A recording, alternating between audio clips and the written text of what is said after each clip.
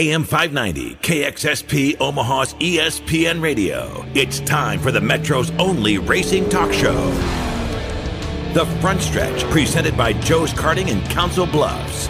Now, here's Dan Taylor, Buddy Ray, and Andrew Kosiski. Good morning, race fans. Welcome to The Front Stretch, the Metro's only NASCAR and dirt track talk show. It's going to be a beautiful day today, and we hope you enjoyed your week away and your week off. Guys, how was your Easter? I wish I had Easter again today because I ate a lot. Yeah. Yeah, I ate a lot too. Grandma Kidman's ham. That was fantastic. Grandma Kidman's ham. That was fantastic. Where am I going to go with that one? We're just going to leave it alone. Let's talk about some of the news. A little bit of a format change up for the show. Turn one, we're going to talk about Denny Hamlin, Mark Martin, whoever is going to fill in next after today. Sadler. It's changed so many times over the last couple of weeks. And then turn two, we're going to sit down and talk with Hudson Hall, marketing director and PR director for the Motorsports group out of North Carolina, running a couple of cars in the Nationwide Series, and talk to him. We had a conversation with him earlier in the week, and I learned a lot from our conversation. It was a good conversation. I felt bad, actually, that night after we recorded because we didn't talk much about him. Every question we could ever think of that we wanted to know about NASCAR, and then it was like, oh, yeah, by the way, what are you guys doing on your Facebook page? But you'll hear that in turn two. In turn three, we're going to talk with Josh Wise, driver of the he's driving the 40 right now because he's filling in for Reed Sorensen, who's currently filling in over at Richard Petty Motorsports. So we're going to talk to Josh about his time down in the Nationwide Series, racing for the Motorsports group, and he's also racing the number 35 for Front Row Motorsports up in the Cup Series, and he'll actually be racing today. So we're going to get kind of an insight about what it's like to race at Martinsville. Turn four, we're going to make it kind of quick and just kind of wrap it up. We'll talk about our preview for Martinsville, plus we're going to talk about our picks and the latest wrench we threw in all of the rules because, you know, we're like NASCAR. We can change rules midway through the whole entire contest. And then we're going to talk the Bug Eater Bash, which is the next race coming up at I-80 Speedway, and I believe it's the next dirt race coming up this Friday, right? I think it's the next special coming up. Is there any other races locally? 12th and 13th? I don't think so. If Buddy Ray's going to be there, it must be a special. It's got to be a special. So special races for special people. Couldn't have said it better myself. Update on Denny Hamlin. If you guys are following our Facebook page, which, by the way, if you're not following our Facebook page, that's about the only place to get the latest breaking news because we keep that pretty well up to date. And obviously, the cat's out of the bag on how we record this show. Usually on Wednesday nights, we sit down and record it. So in the span of 4 days, NASCAR usually likes to completely turn everything over on us. We give our opinions on what we think about this scenario, and then the plays out the completely different way. But check out our Facebook page, and if you were following us all last week, you were reading posts about how it originally started out that Elliott Sadler was the front runner to replace Denny Hamlin, who was going to be out for 5 races, at least 5 races, with that compound fracture of the L1. Something, in his back. It's a back injury, and those take forever to heal. 6 weeks to me, it seems like really quick. But a lot of the doctors are saying with as physically fit as he is and with his pain level, he should be back in 5 races. Did you say compound or stress fracture? Compound. Compound's where the bone comes through the skin. It was a stress fracture of the L1 lower lumbar vertebrae. All I know is I don't think anybody should. He's out of the chase. He ain't going to make it. 5 races down. They say that there's a mathematical chance that he could be in the chase. Well, it's a mathematical chance because all he's got to be is in the top 20 and have 1 or 2 wins. That's all it took to make that wild card. That's all you got to do. Okay, I forgot about the wild card. So that's the mathematical chance. To make it correct, it's an L1 compression fracture, not a stress. I don't know the doctor's terms of it. Basically, there is a crap load of pain in his back. He's mobile and walking around, but he can't sit down in a car for a while. And he's on some pretty good pain meds. So they're talking about 6 weeks from the date of the injury, which would be 5 races that he'll be able to come back and race. That's if everything goes perfectly according to plan. Now, Elliott Sadler seemed to be the front runner to take over because Elliott Sadler came over to Joe Gibbs Racing in the Nationwide Series and is racing the number 11 down there for a championship. He seemed like the likely replacement, but Elliott has sponsor obligations for Talladega and one other unnamed race. Joe Gibbs Racing was looking for someone to take over for the entire 5 races, so there was consistency there, and that 11 car could continue to gain owner points for Joe Gibbs Racing, which is pretty important to those guys. and important to all the teams, actually. So Sadler didn't work out. So then everyone said, oh, well, it must be Vickers. So, okay, it's going to be Vickers. And then they said, oh, no, it's going to be Mark Martin. There was a call made with Michael Waltrip Racing, and Michael Waltrip himself, over to Joe Gibbs and said, hey, listen, Mark's not racing at Martinsville because Brian Vickers is racing the 55 in Martinsville, so let me lend you Mark, and you can have him for a race. There was a little bit of misunderstanding as far as Joe Gibbs Racing was concerned, and they released a statement saying that Mark Martin was racing all 5 races that Denny would be missing. Michael Waltrip said, no, he's got sponsor obligations with Aaron's. I got him secured for the other 4 races, so the way it stands right now, and it seems to be pretty well set in stone, is that Mark Martin's going to race the 11 today, and then Brian Vickers is going to take over for the other 4 races in the 11 car. If it's going to be longer, who knows? Who knows? Andrew and I are available. We can call Hudson. Maybe Hudson can help us out with that. I think it's interesting. It is kind of a very, very, very unique situation where Michael Waltrip Racing calls over to Joe Gibbs Racing, who is their competitor. The only connection they have there is Toyota. And Michael Waltrip says, let me lend you 2 of my drivers.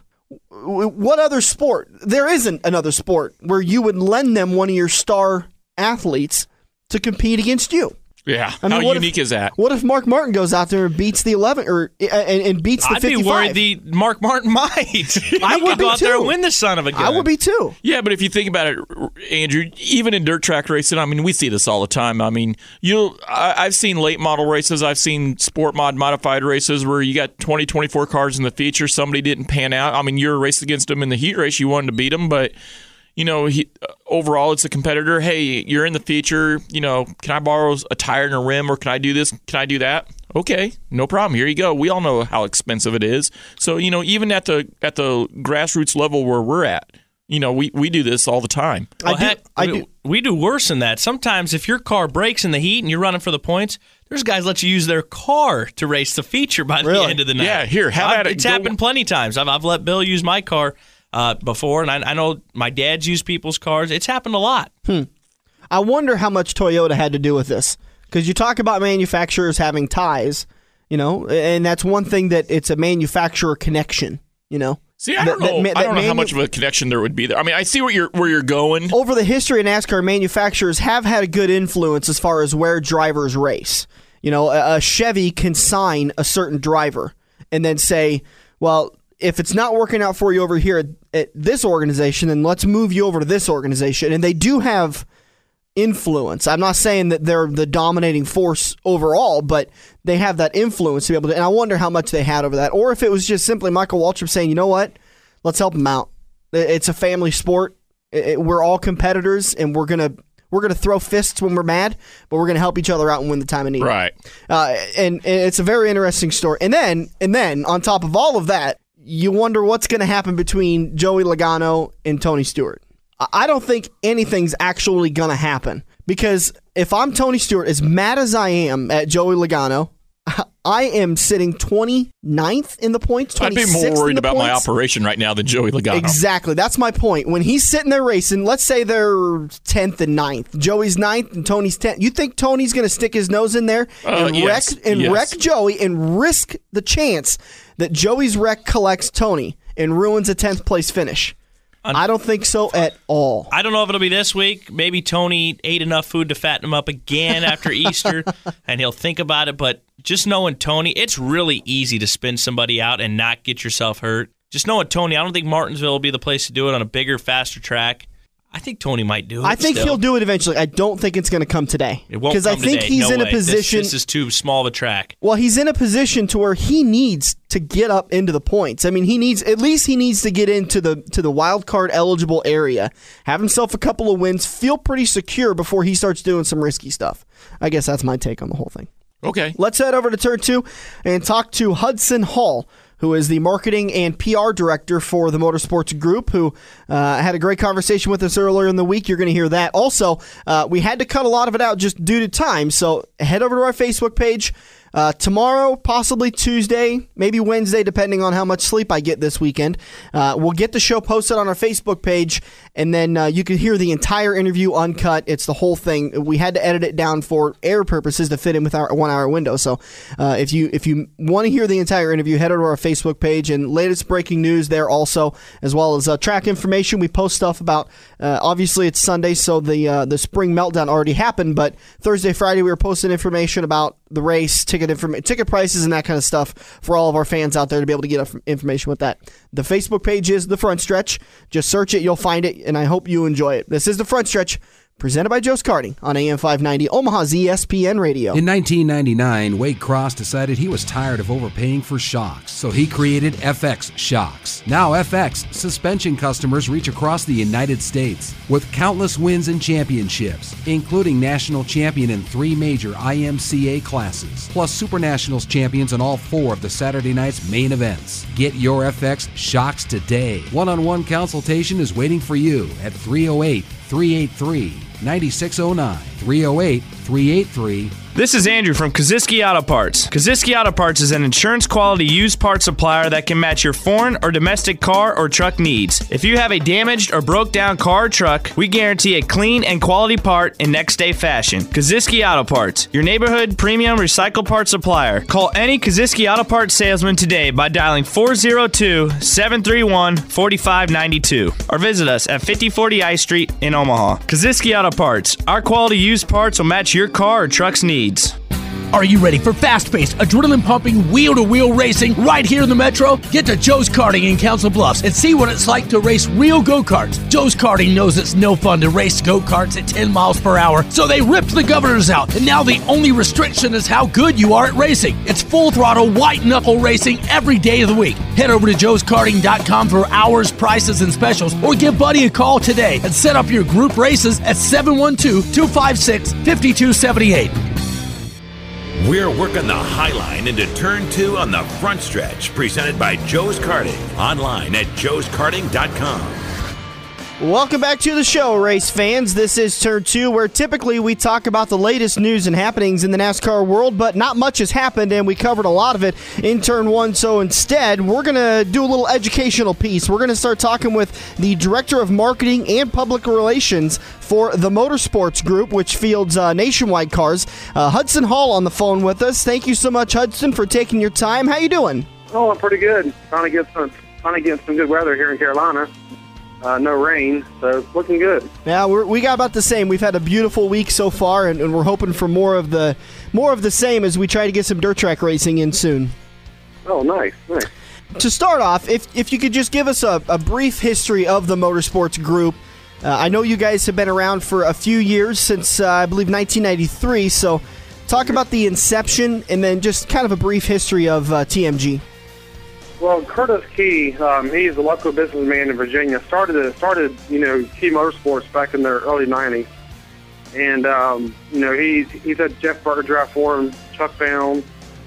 He's had a lot of talented drivers through the years, and then he went into the Truck Series, ran with Mike Bliss, Chad Chaston, and then early 2000s he got to the Nationwide Series, and that's kind of where he's been right now. You're fielding the 40, 42, 46, and 47 currently in the Nationwide. You guys have a bit of a break over the next couple of weeks. Talk a little bit about what you guys are doing during that downtime. Are the drivers and the crews kind of getting some away time to kind of relax a little bit, or are they still in the shop trying to keep up for Texas? Well, Josh is racing this weekend at Martinsville in the Cup race. So he's been off testing with his Cup team last week and this week. Okay.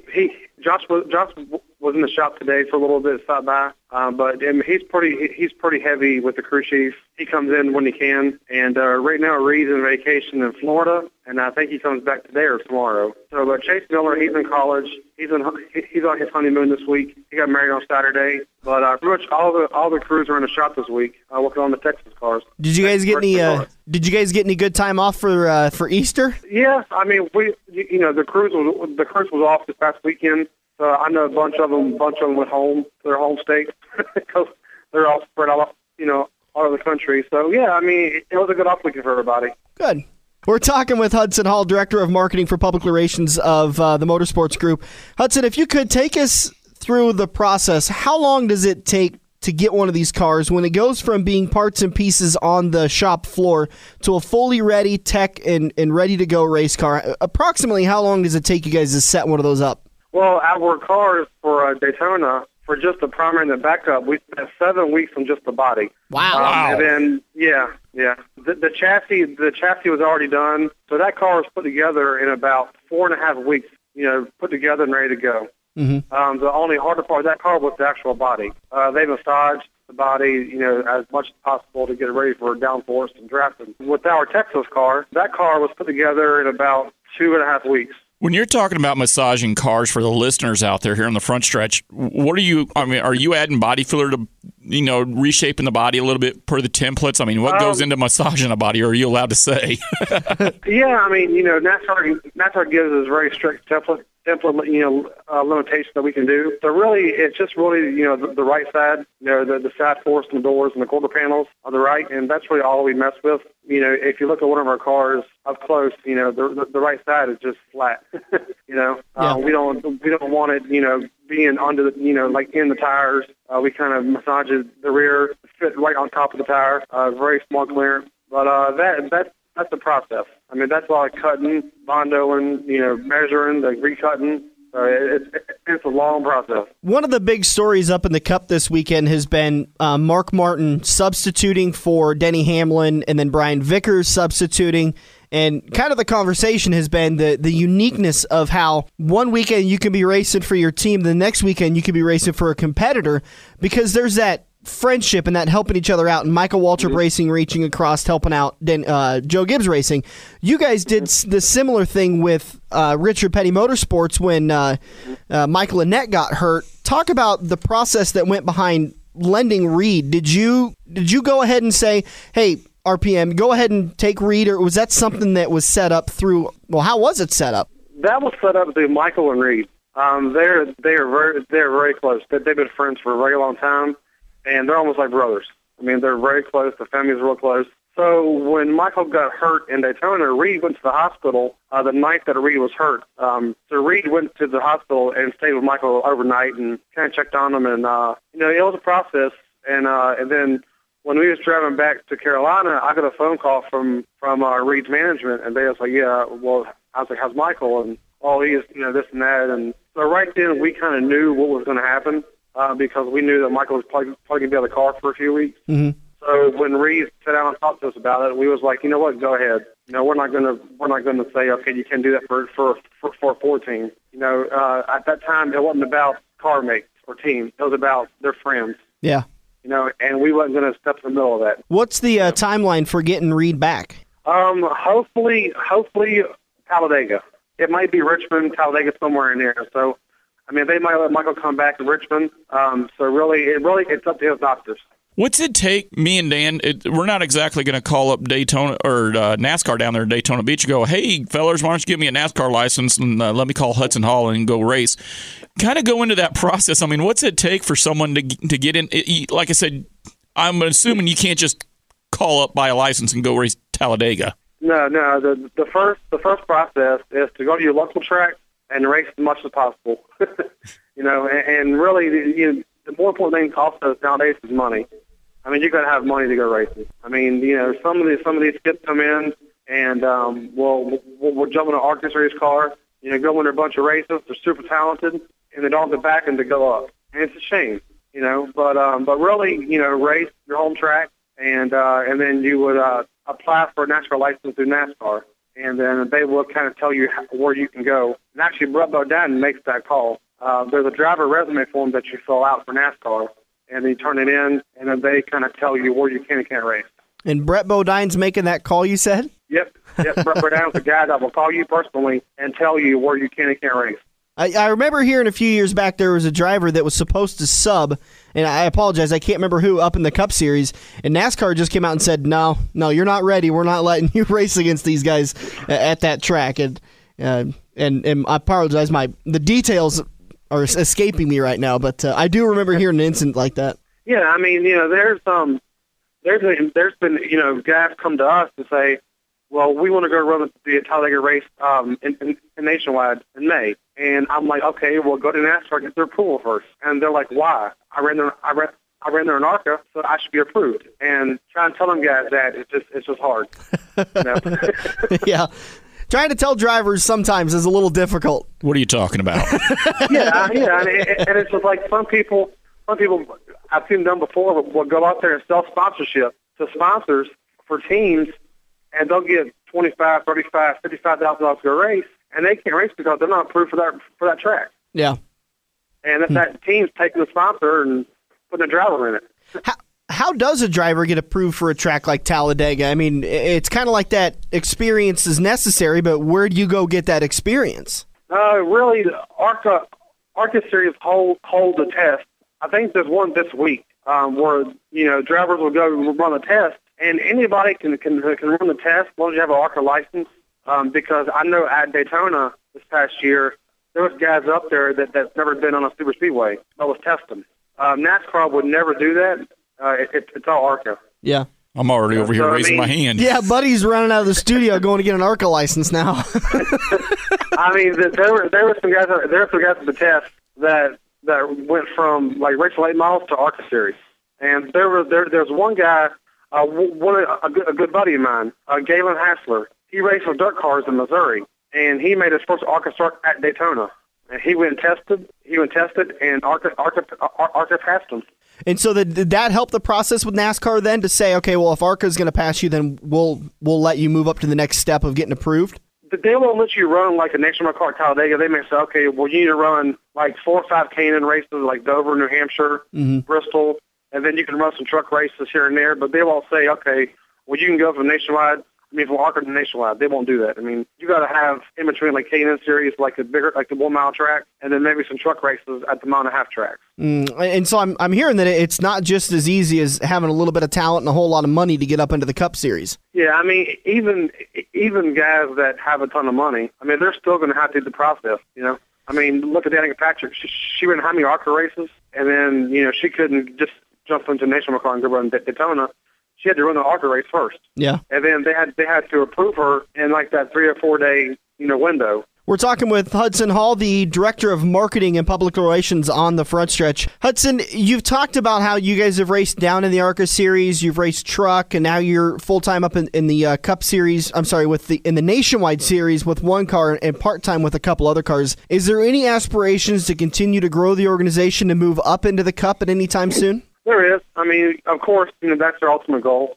We have a couple Cup cars in the shop that just spare chassis. So we had the chassis. So right now, our goal is to keep competing in the Nationwide Series, get competitive, build this team up, and hopefully move into the Cup Series in the next year or two. What number are you looking to run in the Cup? The owner, he's put a couple of numbers out there. I'm not sure which one they've approved yet, but I know that he's applied for numbers. Okay. For one number, so.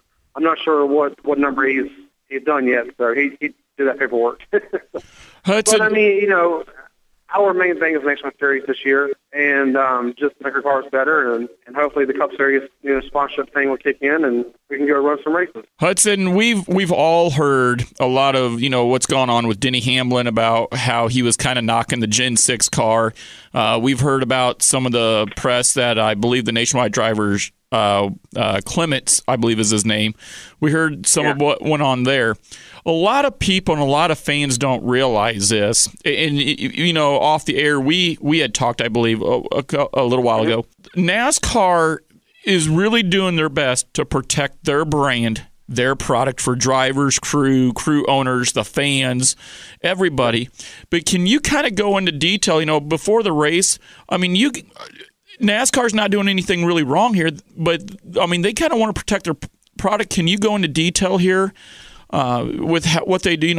There's some things you can say, some things you can't say and stuff like that. Well, I mean, NASCAR has meetings, with crew chiefs, with owners, with spotters, with drivers, crew members. So we all, in the rule book it says that, they list a ton of things that we can and can't do, the defamation of the sport, and that includes talking negative. Some people will say, okay, well, it's free speech. Okay, yeah, I understand that. But NASCAR, they're their own company. So, You know, and the one thing that I've been told from team owners, from crew chiefs, don't bite the hand that feeds you. Right. Yeah, I'd heard somebody bring that argument up. Well, this is America, and we got free speech. You got free speech against the government, and that's about it. Yeah, and there's so much stuff happened in the 10, 15 years, you know, maybe 5 years, and we've seen stuff come in, and there's stuff that happened at the track and inspections and stuff. We're like, I'm not going to say anything, but I'm seeing something, you know, but I'm going to keep my mouth shut. It's not going to benefit anything, you know. So it might lighten your pocket if you open your mouth. I love what I do. I mean, I love NASCAR. It's a lot of fun. I mean, who wouldn't love to travel and be at a racetrack every weekend for 30-some weeks? I mean, it can't get any better than that. You know, it's a rough sport. I mean, it's very rough sport, but you know, that's what I signed up for. Bud had alluded to Jeremy Clemens' comments a couple of weeks ago that got him in trouble. How hard did you smack your head after you heard that and thought, what were you thinking?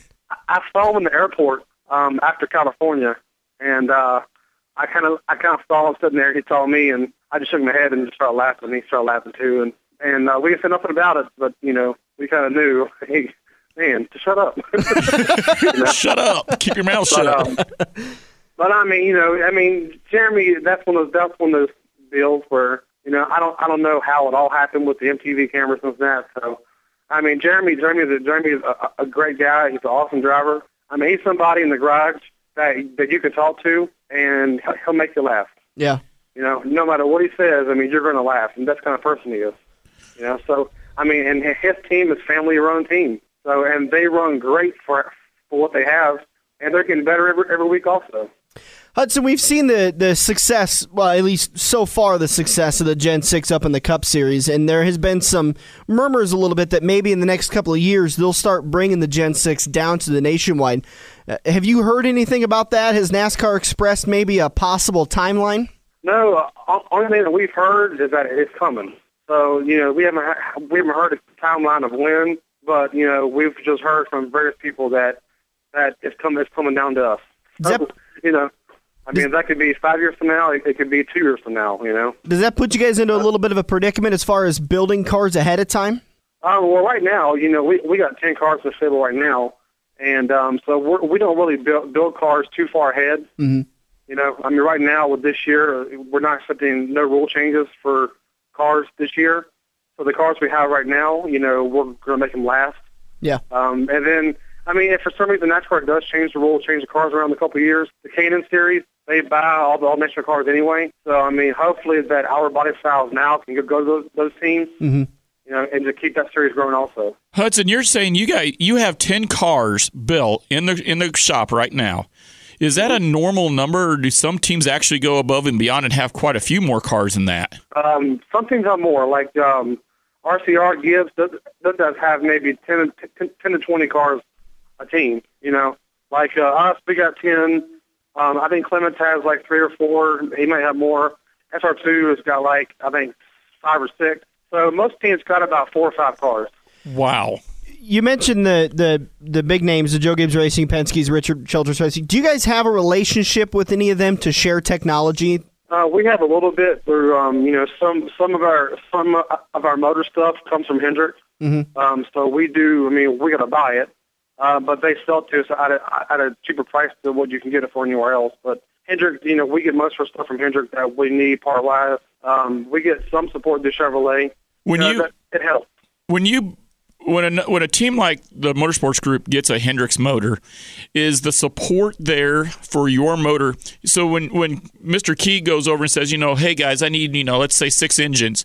When they give Mr. Key or when Mr. Key buys those 6 engines or however that works out, is the support for the Motorsports Group the same as what the support would be for, say, Jimmy Johnson, Dale Jr., Jeff Gordon? No. I mean, we don't get that kind of support. See, like we build our own motors at TMG, so we get Hendrick parts. Oh, okay. Gaskets or heads or something like that. But okay. We do have a couple of Hendrick motors that we've been running. They're fully fledged Hendrick motors that Curtis bought, I think, last year, that are still, you know, legal nationwide, and they've been running good for us. Now, if you don't mind me asking, being a driver myself, what's something like that set you back?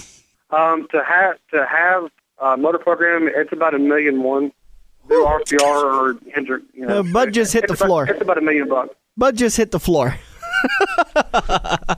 Hudson, before we wrap it up, we want to thank you for taking your time. And again, we're talking with Director of Marketing and Public Relations for the Motorsports Group, Hudson Hall. What's this you guys have going on your Facebook, and how can I go to Talladega on your dime?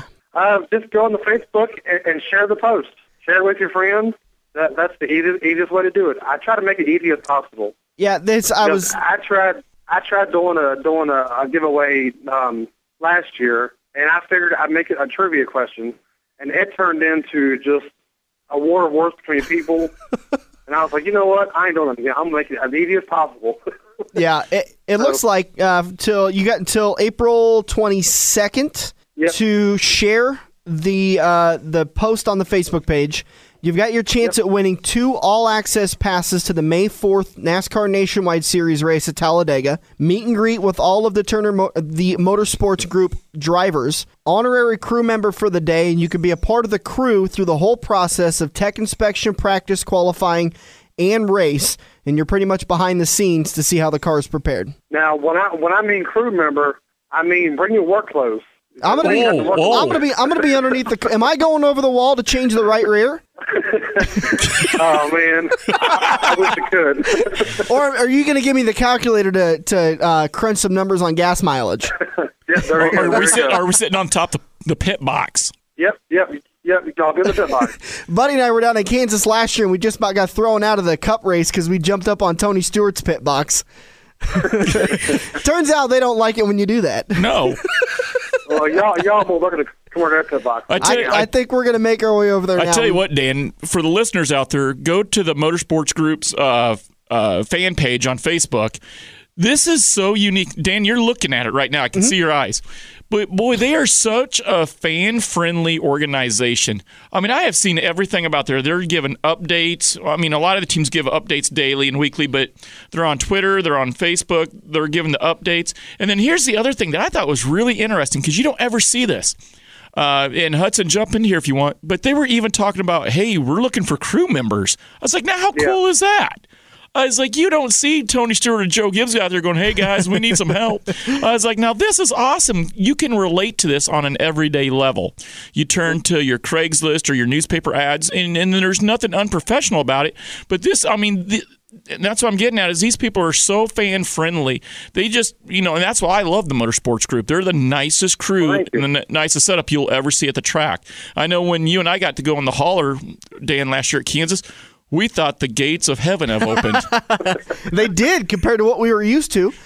Yeah. The back of my truck was pretty much where we slept for the weekend. I walked in there, and I was, being a modified racer, I walked in that trailer, I was like, oh my God, look at the drawers and the shiny chrome, and oh my God. I mean, I was like ADD going squirrel. And actually, from those posts that I did from the hiring crew members, we hired there's 2 guys we have right now, and one of them is from Stockport, Ohio, and the other is from Chesapeake, Virginia. And one of them is 20 years old, and the other is 18 years old. Before they came to work for us, they've never been on an airplane. Really? Yeah, but they're mechanics. They've never been around the nationwide stuff, but they wanted to learn. They came in with us, they interviewed with us, and they were dedicated to the job. They wanted to learn. They're hands-on. And the one kid that we have, Derek, he came from dirt car roots, dirt modified. And he has never, been around the nationwide stuff, the Cup stuff. And his first race was Daytona with us. Wow. And, yeah. How big was his eyes? We bought his license. We how we do it was that we buy your license. We cover all the travel.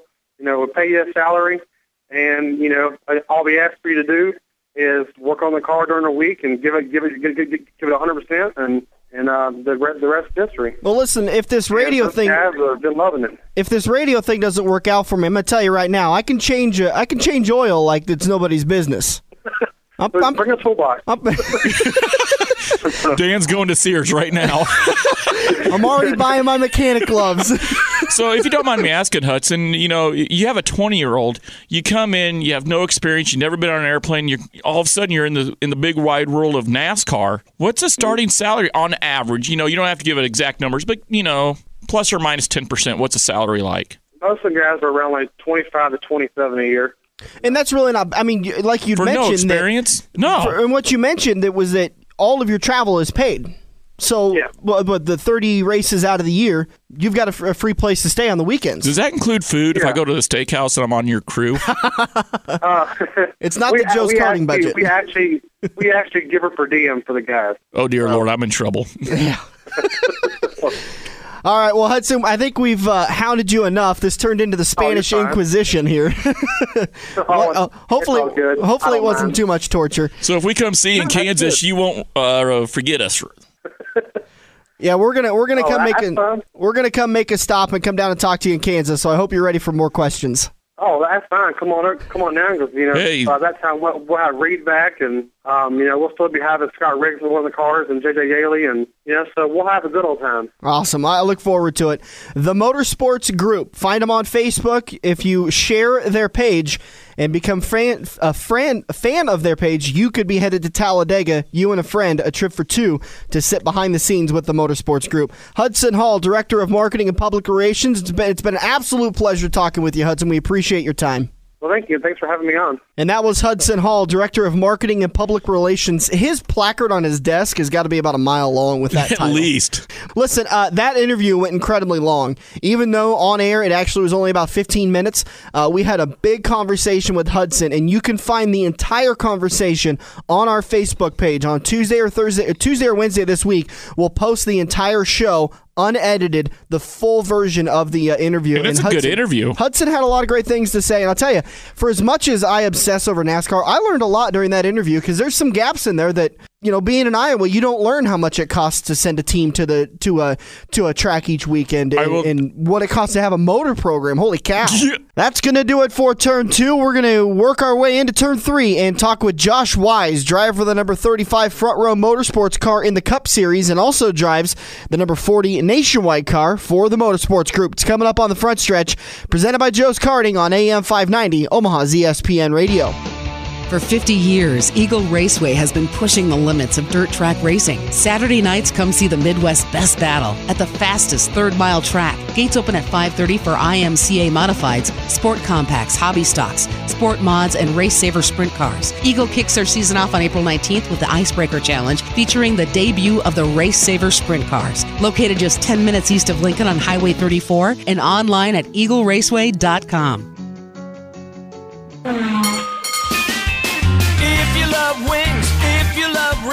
And all kinds of other tempting things. Great times, great food, get to Quaker Steak and Lube. Quaker Steak and Lube is the official watering hole for the front stretch and the best place to catch all the NASCAR action today. Open at 11 a.m. with delivery available to Council Bluffs. Great times, great food, get to Quaker Steak and Lube. Are you ready for fast-paced, adrenaline-pumping, wheel-to-wheel racing right here in the Metro? Get to Joe's Karting in Council Bluffs and see what it's like to race real go-karts. Joe's Karting knows it's no fun to race go-karts at 10 miles per hour, so they ripped the governors out, and now the only restriction is how good you are at racing. It's full-throttle, white-knuckle racing every day of the week. Head over to joeskarting.com for hours, prices, and specials, or give Buddy a call today and set up your group races at 712-256-5278. Time to grab another tear-off and make your move. We're headed into Turn 3 on the front stretch, presented by Joe's Karting. Welcome back to the front stretch, headed into Turn 3, presented by Kaziski Auto Parts, online at kaziski.com and at 51st and I Street. Get to Kaziski Auto Parts, get your car or truck back on the road with quality used parts at an affordable price. Talking with Josh Wise, driver of, many race cars down in the Nationwide.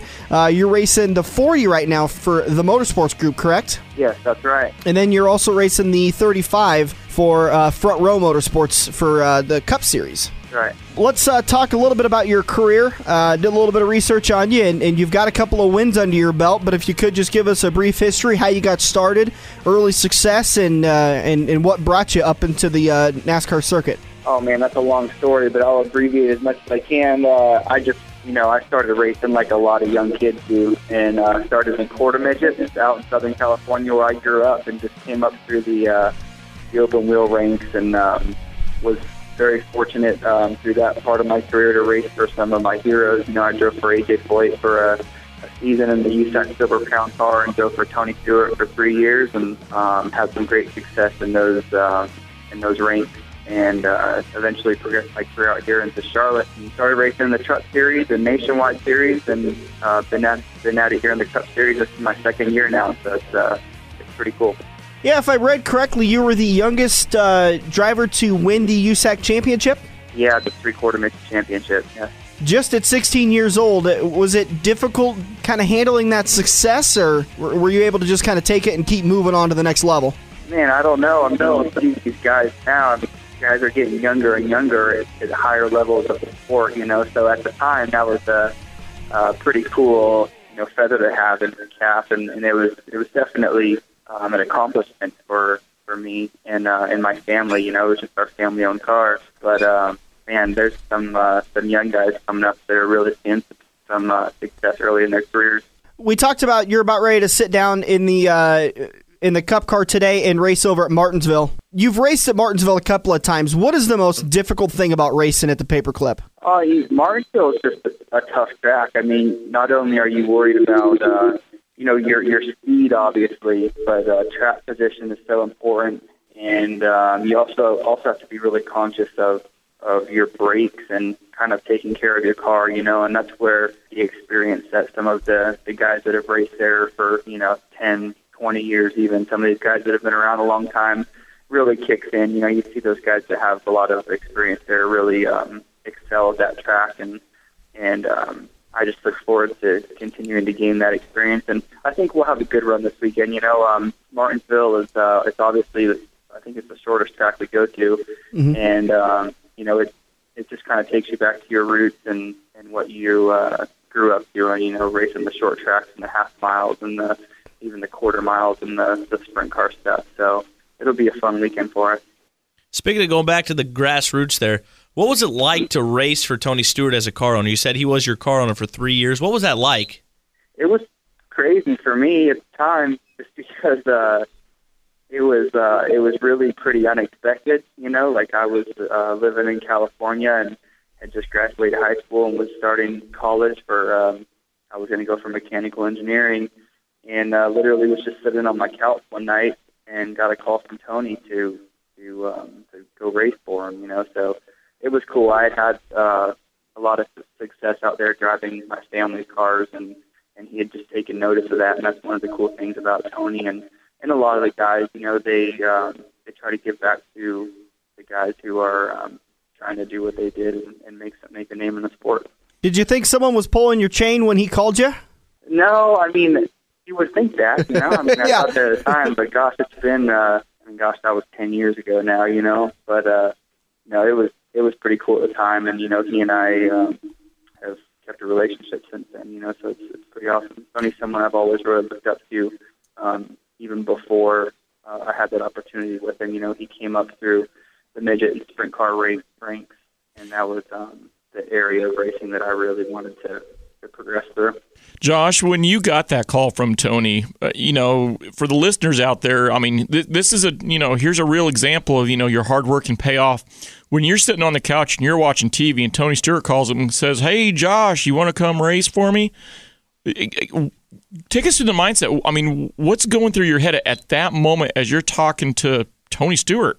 Man, I don't hardly remember, to be honest with you. It's been so long ago, but I mean, excitement, obviously. You know, I mean, it was just an opportunity that I had dreamt about and was coming true. You know, so you know, it was obviously a big point in my a big turning point for my career. Kind of becoming a reality, you know, from a hobby. You know, we're kind of big dirt guys up here a lot, but we still love our NASCAR as well. What's like the most favorite thing you've raced? Because you've raced dirt, you raced USAC, now you're up in the Sprint Cup, Nationwide, the trucks. What was the funnest car you ever drove, and what's your probably favorite track you've ever been on?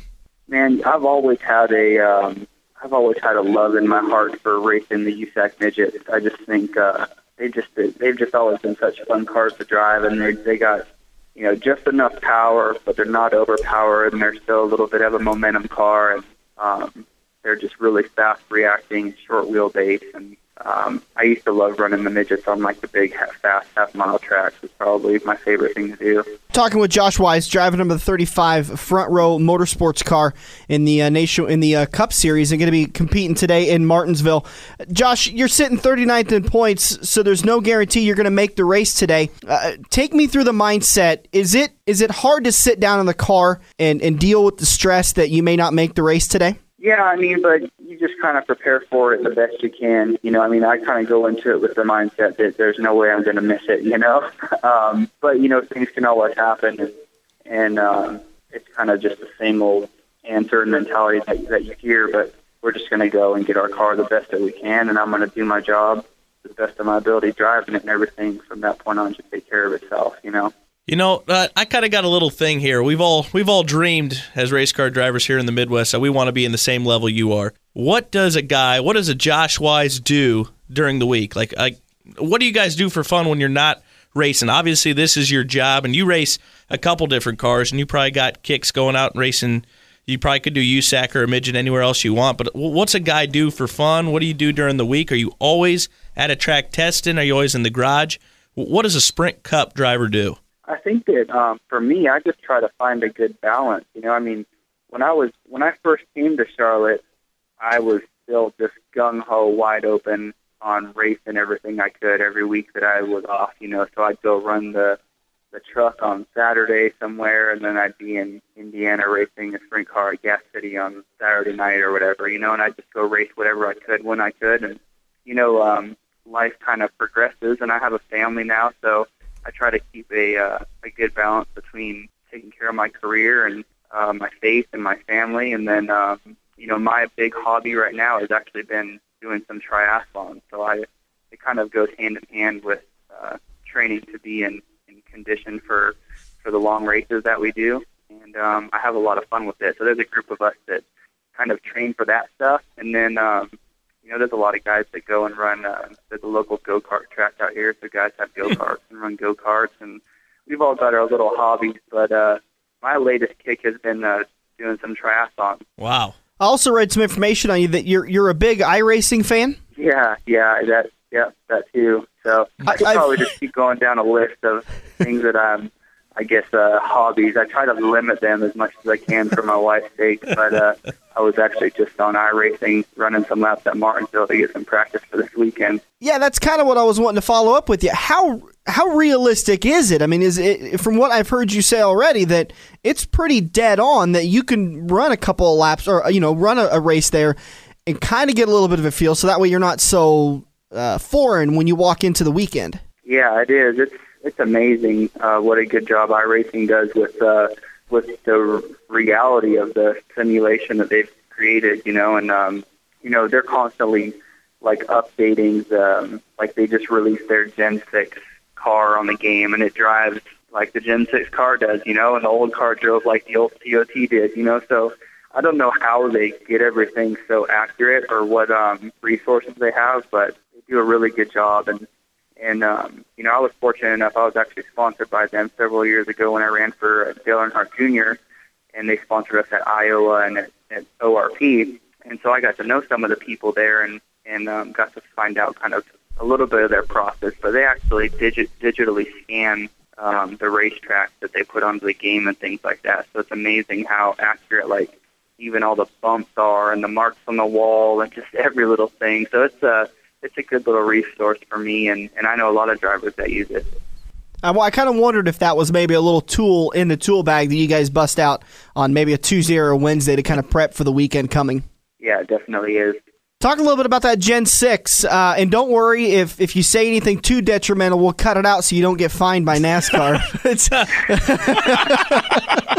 We might have to cut. We don't want that. We might have to cut that out so we don't get pulled off the air. But how are you adjusting to the Gen 6? Do you? Man, go ahead. This is my honest opinion. I love it. I think it's great. I mean, I think it looks great. I think it, for me, it's a lot more. To some extent, I guess the best way to describe it, it's more forgiving. Like, you can run the car more sideways, you know, like you can slide it around more and do some more things with it. And I think that's been a combination of the Gen 6 car, and then Goodyear has some new compound that they've put in into some of the tires we've run this year. And I mean, it's been awesome so far. Like at Fontana, my car was crazy loose, and I could just run it so hard still, which was really cool. With the old COT, you would get a little bit stuck in a box, and it didn't like to be slid sideways. And a lot of that has to do with some things they built into the car with the higher camber in the rear end and things like that. Allows the tires to hold more grip when they're at a higher slip angle. Talking with Josh Wise, driver of the number 35 Front Row Motorsports car. Josh, we're going to kind of wrap up the interview, but before we do, we want to do the Fast Four. 4 simple questions, kind of softballs at you to get to know the driver behind the number 35. What is your favorite win of all-time racing? The Belleville Nationals in the Eastside Midget Series. Belleville Nationals. Wow. Have you ever raced there, Andrew? And you're talking Belleville, Kansas, right? Yeah. Oh, yeah. That's a big, fast son of a gun. Yeah. All right, Josh, number 2. Awesome. What is your favorite thing to do to relax while you're at the track? I just hang out I'll hang out with my guys, and just kind of talk with them and stuff. I mean, I don't really have anything that I do specifically to relax. I just relax to relax. What is the one driver in the pits that you ask the most advice from? No one. I've never gone to the other drivers for advice, really. I just think that you've got to learn stuff on your own. It's always been that mentality. Do you kind of feel like it's an open area in the pit? I mean, a lot of drivers talk about how obviously one of the big sources of knowledge is Mark Martin. Guy knows everything about every track. With your connection with Tony Stewart, do you ever sit over at his area and kind of talk to him a little bit about the feel of the car? Anything like that? Not really. It's kind of funny, and I guess I'm gonna call some of the veteran drivers out a little bit here, but you'll run into guys and they'll be like, yeah, let me know if you ever need any help. If you got any questions, ask me. And then the one time you'll go to someone and ask them something, they'll kind of just give you some runaround answer. They don't want to give you enough advice to beat them. I can figure this out better on my own than trying to lean on people I'm competing with. Final question: what is the scariest moment you've had behind a wheel? Was it your airborne moment at Las Vegas? No, it was probably a sprint car crash at Manzanita. Yeah. Pretty bad crash, and I was in the hospital for like 3 days, and it was one that mentally ended my open wheel career and made me want to go race NASCAR. Well, Josh, we wish you the best of luck today at Martinsville, and we'll be rooting for you. And have a great week. Have a great rest of the season, man. All right, thanks, guys. Have a good one. That was Josh Wise, driver of the number 35 Front Row Motorsports, and he also currently driving the number 40 for the Motorsports group. He's going to sit down in the 42 once Reed comes back over and takes over full-time for that 40. So, great conversation with Josh. This has been a great day of interview with NASCAR guys for me because I've learned a lot through when we talked to Hudson Hall in turn 2 about the outer workings of the car and of the organization, and then with Josh talking about the inner workings in his career. So I feel pretty well ready for Martinsville. And how cool is it that the Motorsports group, will actually take time out of their schedule to talk to us? Yeah. I do enjoy working with them because they're at that level to where they still have time for the little guy. Yeah. And they make sure to make time for the little guy.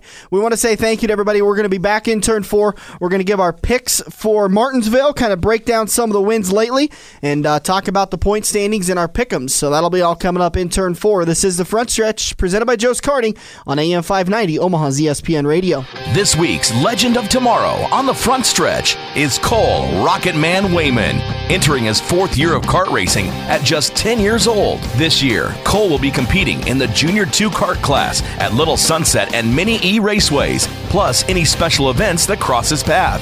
Outside of racing, Cole is known for his bright personality and great relationships, both on and off the track. The Rocket Man loves to ride BMX, play football with friends, race RC cars, and even hop on a dirt bike. Cole has grown up around the racetrack, watching his father, Dan Wayman, race IMCA Modifieds, which Cole hopes to someday drive to follow in his dad's footsteps. Cole sends a special thank you out to his mom and dad for their support and for giving him the opportunity to race each week. He'd also like to thank Elite Welding and Fabrication, along with Status Chassis, for their help in giving him an awesome kart each week. Cole Rocket Man Wayman, this week's Legend of Tomorrow on The Front Stretch, and one young man to keep your eye on. The Silver Dollar Nationals are returning to I-80 Speedway on July 18th, 19th, and 20th. Don't miss the nation's top USMTS, MLRA, and Lucas Oil dirt late model racers as they compete at Nebraska's fastest track. Come watch the nation's best dirt track racers compete for a $27,000 to win payout. Ticket prices and packages at 402-342-3453. The third annual Silver Dollar Nationals at I-80 Speedway, July 18th, 19th, and 20th. Are you ready for fast-paced, adrenaline-pumping, wheel-to-wheel racing right here in the Metro? Get to Joe's Karting in Council Bluffs and see what it's like to race real go-karts. Joe's Karting knows it's no fun to race go-karts at 10 miles per hour, so they ripped the governors out, and now the only restriction is how good you are at racing. It's full-throttle, white-knuckle racing every day of the week. Head over to joeskarting.com for hours, prices, and specials, or give Buddy a call today and set up your group races at 712-256-5278. Get ready for the victory lap as we make our way into Turn 4 on the front stretch. Presented by Joe's Karting. Online at joeskarting.com.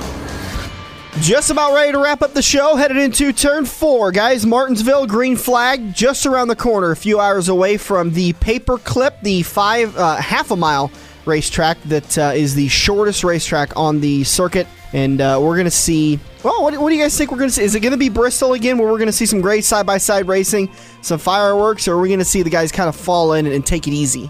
I think Martinville always is kind of a little side-by-side bumping and banging. Yeah. Martinsville's a fun track to watch. I think Martinsville, for action-wise, I think Martinsville's more action-packed than Bristol, I think. I mean, anything could happen at any given point at any track, but Martinsville's a lot of fun.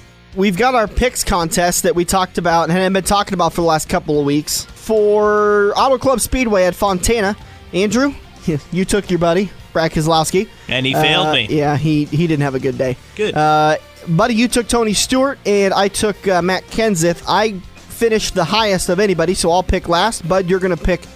you're going to pick second, and Andrew, you're going to pick first.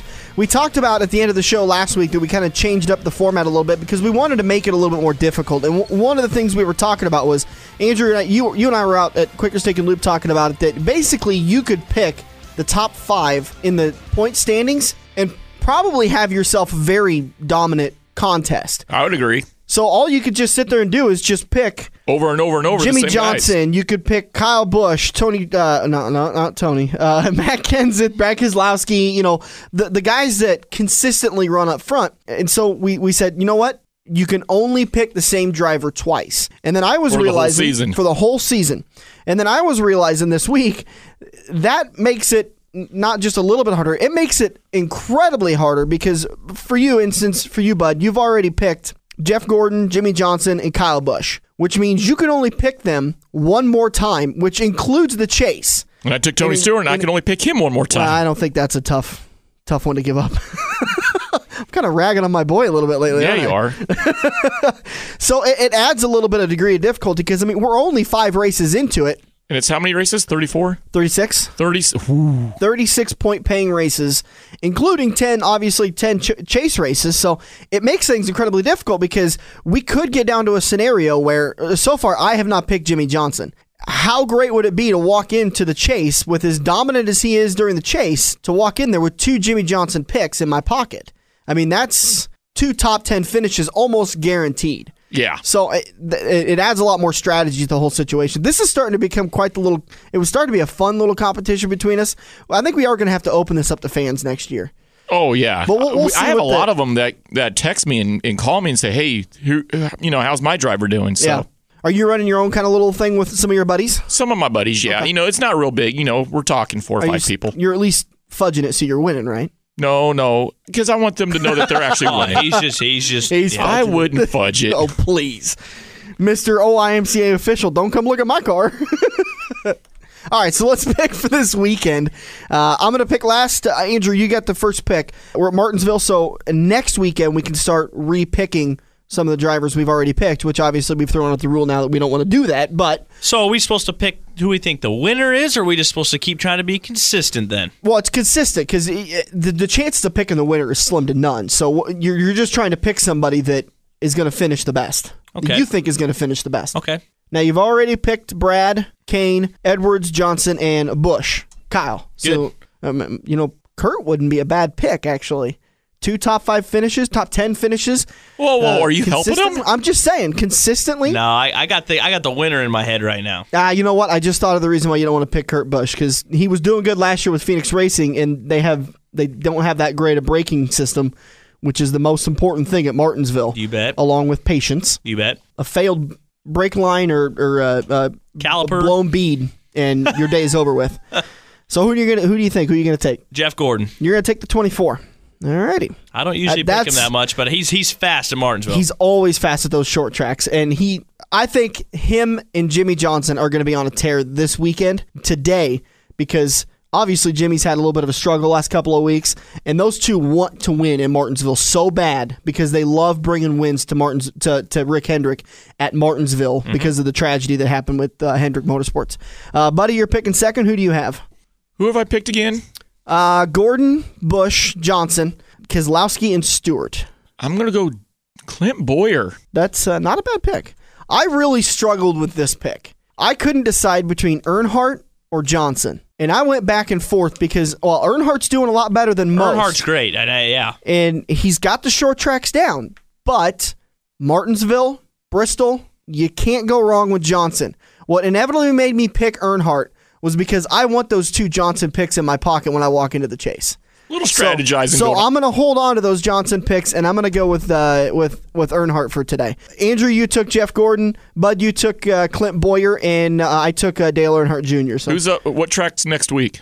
Next week is Texas. Ooh, okay. I don't know. I've got a pretty good idea of who I want to go with, but so do I. Well, let's just see how you finish today before you start bragging, because you could be picking last, and I could just go ahead and steal your pick. A couple of my drivers have kind of screwed me so far this year. Well, all of us. I took Tony one week, and he just. Actually, he didn't do too bad for me. You're so far behind Andrew and I in points. You have your own zip code. No, now. I actually came back up into 3rd place. Last week I was pulling up in 4th. I was nearly like 100 points out, but I'm only 25 points behind you. I took a big chunk out of your guys' lead, so I'm pretty excited about that. I want to talk to you. We just mentioned it a little bit. Brakes are the driver's best friend at Martinsville. Buddy, what is a Sport Mod's best friend at Denison? Your right foot. Basically, you want to stay smooth in the corners. We trail brake a little bit, but that comes down to your driving style.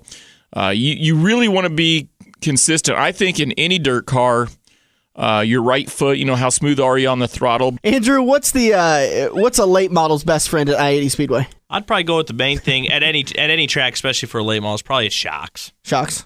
Okay. Shocks, tires. There's a lot of stuff. It's hard to pick. Just about any race car, whether it be dirt or asphalt, shocks and tires are incredibly important. But to be able to recognize and use each of those components to their fullest extent, to me, it comes back to your right foot. How smooth are you on the throttle, on and off? Now, vice versa, Denison and Eagle, the 2 tracks you race at this year, are going to be racing at this year, 2 completely different tracks. One's a high bank third, one's a big 410. What's that, 7? Yeah. What's your best friend at Eagle? The corners. Give me something on the car. You want the car? Well, no, because the corners help turn the car. So does the steering wheel. Well, yeah.